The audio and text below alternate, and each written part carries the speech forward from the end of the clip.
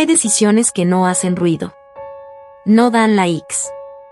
No reciben aplausos. Nadie te felicita por levantarte cuando no tienes ganas. Nadie ve cuando cumples una promesa contigo mismo. Pero ahí, justo ahí, es donde cambia todo. La disciplina real es silenciosa. No busca testigos.